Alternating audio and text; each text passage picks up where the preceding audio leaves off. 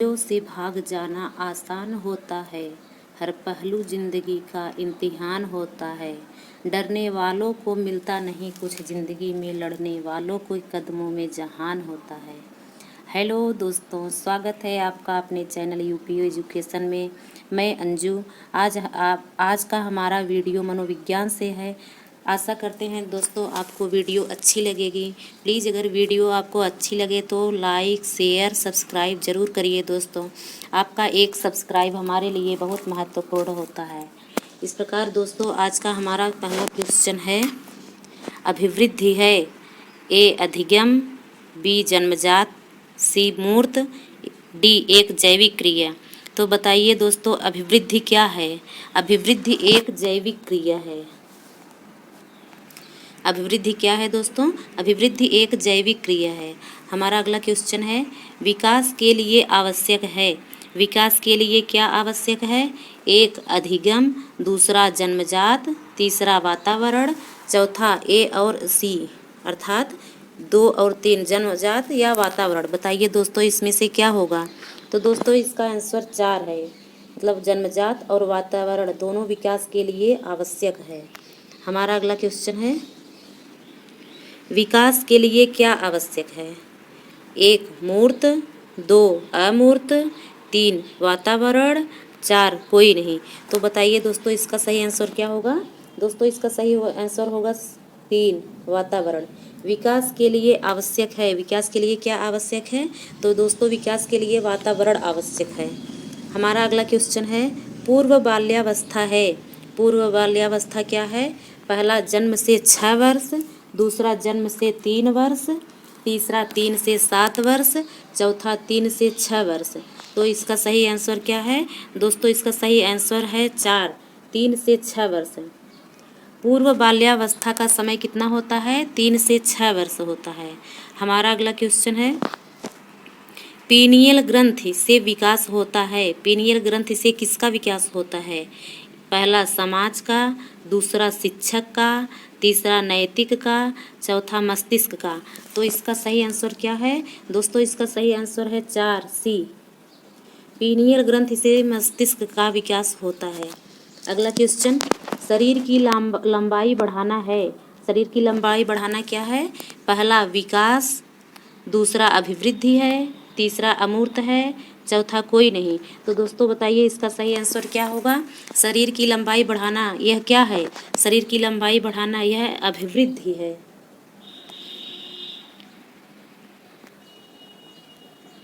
दोस्तों यह क्या है? यह अभिवृद्धि है।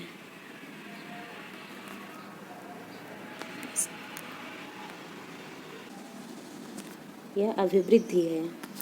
हमारा अगला क्वेश्चन है, विकास के कितने पक्ष होते हैं?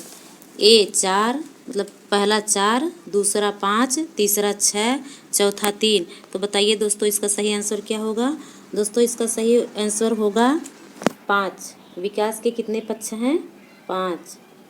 अगला क्वेश्चन, विकास की कितनी अवस्था होती है? तो दोस्तों पहला 4, दूसरा 5, तीसरा 6, चौथा 4। तो बताइए दोस्तों विकास की कितनी अवस्था होती है? विकास की 5 अवस्था होती है। आप लोग पाँचों अवस्था का नाम बताइए कि 5 अवस्था कौन कौन सी होती है। हमारा अगला क्वेश्चन, परिपाक काल का समय होता है। परिपाक काल का समय क्या होता है? पहला 6 से 9 वर्ष, दूसरा 3 से 6 वर्ष, तीसरा 9 से 12 वर्ष, चौथा कोई नहीं। तो इसका सही आंसर क्या है? परिपाक काल का समय क्या होता है? दोस्तों परिपाक काल का समय, तीसरा आंसर सही है, 9 से 12 होता है। परिपाक काल का अवस्था क्या होता है? 9 से 12। अगला क्वेश्चन, परिपक्व काल का समय होता है। परिपक्व काल का समय क्या होता है? पहला 9 से 12 वर्ष, दूसरा 12 से 18 वर्ष, तीसरा 6 से 9 वर्ष, चौथा 18 वर्ष। तो बताइए दोस्तों परिपक्व काल का समय क्या होता है? दोस्तों परिपक्व काल का समय 12 से 18 माना गया है। क्या माना गया है? 12 से 18 माना गया है परिपक्व काल का अवस्था। अगला क्वेश्चन, प्रारंभिक वर्षों में वृद्धि तथा विकास की प्रक्रिया रहती है। पहला मंद गति, दूसरा औसत गति, तीसरा अत्यंत तीव्र गति, चौथा धीमी गति। बताइए दोस्तों इसका सही आंसर क्या होगा? तो दोस्तों इसका सही आंसर होगा लास्ट वाला चौथा, धीमी गति। अगला क्वेश्चन, अभिवृद्धि है, अभिवृद्धि क्या है? पहला बहुमुखी प्रक्रिया है कि अभिवृद्धि एकांकी प्रक्रिया है कि अभिवृद्धि दोनों है कि चौथा कोई नहीं? क्या होगा आंसर इसका सही? तो दोस्तों इसका सही आंसर होगा एकांकी प्रक्रिया। अभिवृद्धि क्या है? यह एक एकांकी प्रक्रिया है। अगला क्वेश्चन, विकास है, विकास क्या है? पहला बहुमुखी प्रक्रिया है कि दूसरा एकांकी प्रक्रिया है कि तीसरा दोनों है, चौथा कोई नहीं? तो बताइए दोस्तों इसका सही आंसर क्या होगा? दोस्तों इसका सही आंसर होगा पहला, विकास क्या है? विकास बहुमुखी प्रक्रिया है। अगला क्वेश्चन, बालक पहले किस मांसपेशियों पर नियंत्रण करना आरंभ करता है? ए अंगुलियों पर, 2 हाथ, तीसरा पैर पर, चौथा 2 व 3 दोनों पर। बताइए दोस्तों इसका सही आंसर क्या होगा? दोस्तों जब बालक पैदा होता है तो सबसे पहले हाथ और पैर पर नियंत्रण करना प्रारंभ करता है, तो इसका चौथा आंसर होगा 2 व 3 दोनों। अगला क्वेश्चन, संज्ञानात्मक विकास के सिद्धांत के प्रवर्तक थे। संज्ञानात्मक विकास के सिद्धांत के प्रवर्तक कौन थे? एक पियाजे, दूसरा रास, तीसरा कोहलर, चौथा थार्नडाइक। बताइए दोस्तों इसका आंसर क्या है? तो दोस्तों इसका आंसर है ए पियाजे। संज्ञानात्मक विकास के सिद्धांत के प्रवर्तक कौन है? तो इसका आंसर है दोस्तों पियाजे। अगला क्वेश्चन, मनोविश्लेषणात्मक सिद्धांत के प्रवर्तक थे। मनोविश्लेषणात्मक सिद्धांत के प्रवर्तक कौन थे? पहला रास, दूसरा फ्रायड, तीसरा कोहलर, चौथा थार्नडाइक। तो बताइए दोस्तों इसका सही आंसर क्या होगा? दोस्तों इसका सही आंसर होगा 2। मनोविश्लेषणात्मक सिद्धांत के प्रवर्तक कौन है? मनोविश्लेषणात्मक सिद्धांत के प्रवर्तक फ्रायड हैं। अगला क्वेश्चन, भाषा विकास सिद्धांत के प्रवर्तक थे। भाषा विकास सिद्धांत के प्रवर्तक कौन थे? पहला चोम्स्की, दूसरा फ्रायड, तीसरा कोहलर, चौथा थार्नडाइक। तो बताइए दोस्तों इसका सही आंसर क्या होगा? भाषा विकास सिद्धांत के प्रवर्तक किसे माना जाता है? यह चोम्स्की को माना जाता है। भाषा विकास सिद्धांत के प्रवर्तक चोम्स्की को। अगला, मनोसामाजिक विकास के सिद्धांत के प्रवर्तक थे। बताइए दोस्तों इसका आंसर क्या होगा? पहला फ्रायड, दूसरा एरिक्सन, तीसरा थार्नडाइक, चौथा कोहलर। तो बताइए दोस्तों इसका सही आंसर क्या होगा? तो दोस्तों इसका सही आंसर होगा एरिक इरिक्सन को मनोसामाजिक विकास के सिद्धांत के प्रवर्तक माना गया है। अगला क्वेश्चन, कौन सी अवस्था सीखने का अनोखा काल है? बताइए दोस्तों इसका सही आंसर क्या होगा? पहला बाल्यावस्था, दूसरा गर्भाधान अवस्था, तीसरा किशोरावस्था, चौथा शैशवावस्था। तो बताइए दोस्तों इसका सही आंसर क्या है? दोस्तों इसका सही आंसर होगा बाल्यावस्था। बाल्यावस्था को अनोखा काल कहा गया है। अगला क्वेश्चन, नवजात शिशु का भार लगभग कितना होता है? तो बताइए दोस्तों इसका सही आंसर क्या होगा? पहला 4 किलोग्राम, दूसरा 4.5 किलोग्राम, तीसरा 3 किलोग्राम, चौथा 3.5 किलोग्राम। बताइए दोस्तों इसका सही आंसर क्या होगा? तो दोस्तों इसका सही आंसर होगा 3 किलोग्राम। अगला क्वेश्चन, कितने वर्ष में सभी दूध के दांत निकल जाते हैं? पहला 2 वर्ष में, दूसरा 3 वर्ष में, तीसरा 4 वर्ष में, चौथा 1 वर्ष में। बताइए दोस्तों आपके दांत कितने वर्ष में निकले थे? तो इसका हमारे हिसाब से आपका दांत तो 1 ही वर्ष में निकल गया होगा। अगला क्वेश्चन, नवजात शिशु में हड्डियों की संख्या होती है। नवजात शिशु में हड्डियों की संख्या कितनी होती है? पहला 206, दूसरा 270, तीसरा 350, चौथा 217। बताइए दोस्तों नवजात शिशु में हड्डियों की संख्या कितनी होती है? तो नवजात शिशु में हड्डियों की संख्या 270 होती है। अगला क्वेश्चन, स्वप्रेम की भावना का विकास होता है। स्वप्रेम की भावना का विकास किस अवस्था में होता है? पहला बाल्यावस्था में, दूसरा शैशवावस्था में, तीसरा किशोरावस्था में, चौथा कोई नहीं। तो बताइए दोस्तों इसका सही आंसर क्या होगा? शैशवावस्था में स्वप्रेम की भावना का विकास होता है। बालक जब शैशवावस्था में होता है उसे खुद से प्रेम होता है।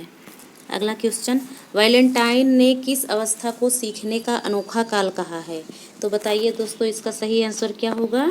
तो दोस्तों पहला है प्रौढ़ावस्था, दूसरा शैशवावस्था, तीसरा बाल्यावस्था, चौथा किशोरावस्था। तो बताइए दोस्तों इसका सही आंसर क्या होगा? दोस्तों इसका सही आंसर होगा वैलेंटाइन के अनुसार शैशवावस्था को सीखने का अनोखा काल कहा गया है। कौन सा काल कहा गया है दोस्तों? अनोखा काल कहा गया है। अगला क्वेश्चन, हड्डियों में कौन से तत्व पाए जाते हैं? पहला कैल्शियम, दूसरा फास्फोरस, तीसरा खनिज तत्व और कैल्शियम, चौथा कैल्शियम, फास्फोरस और खनिज। बताइए दोस्तों इसका सही आंसर क्या होगा? तो दोस्तों इसका सही आंसर चौथा होगा, कैल्शियम, फास्फोरस और खनिज तत्व। अगला क्वेश्चन, जन्म के समय शिशु की धड़कन रहती है, जन्म के समय शिशु की धड़कन कैसी रहती है? पहला नियमित, दूसरा अनियमित, तीसरा पहला नियमित, दूसरा नियंत्रित, तीसरा अनियमित, चौथा कोई नहीं। तो बताइए दोस्तों इसका सही आंसर क्या होगा? इसका सही आंसर होगा शिशु की धड़कन रहती है, कैसी रहती है? अनियमित रहती है। अगला क्वेश्चन, दूध के दांत निकलने प्रारंभ हो जाते हैं, कब प्रारंभ होते हैं? पहला 1 माह, दूसरा 2 माह, तीसरा 1 वर्ष, चौथा 6 माह। तो बताइए दोस्तों आपके दांत निकलने कब प्रारंभ हुए थे? तो दोस्तों इसका सही आंसर होगा 6 माह। अगला क्वेश्चन है, दूध के दांत कितने होते हैं? पहला 20, दूसरा 6, तीसरा 14, चौथा 32। तो बताइए दूध के दांत कितने होते हैं? दोस्तों दूध के दांत 20 होते हैं। आप कमेंट करके बताइए कि आपके दूध के दांत कितने थे। अगला क्वेश्चन, लड़कियों में कौन सी ग्रंथि पाई जाती है? पहला ओडिपस ग्रंथि, दूसरा इलेक्ट्रा ग्रंथि, तीसरा दोनों, चौथा कोई नहीं। बताइए दोस्तों लड़कियों में कौन सी ग्रंथि पाई जाती है? लड़कियों में इलेक्ट्रा ग्रंथि पाई जाती है जो कि पितृ प्रेम की तरफ आकर्षित होती हैं, और लड़कों में ओडिपस ग्रंथि पाया जाता है जो कि मातृ प्रेम की तरफ आकर्षित होते हैं। हमारा अगला क्वेश्चन है, लड़कों में कौन सी ग्रंथि पाई जाती है? पहला ओडिपस, दूसरा इलेक्ट्रा, तीसरा दोनों, चौथा कोई नहीं। तो दोस्तों बताइए कौन सी ग्रंथि पाई जाती है? लड़कों में ओडिपस ग्रंथि पाई जाती है जो कि माँ की तरफ आकर्षित होते हैं। तो दोस्तों अगर आपको वीडियो अच्छा लगा हो तो प्लीज़ लाइक, शेयर और सब्सक्राइब ज़रूर करिए। और आपका एक सब्सक्राइबर दोस्तों हमारे लिए बहुत महत्वपूर्ण होता है। धन्यवाद दोस्तों।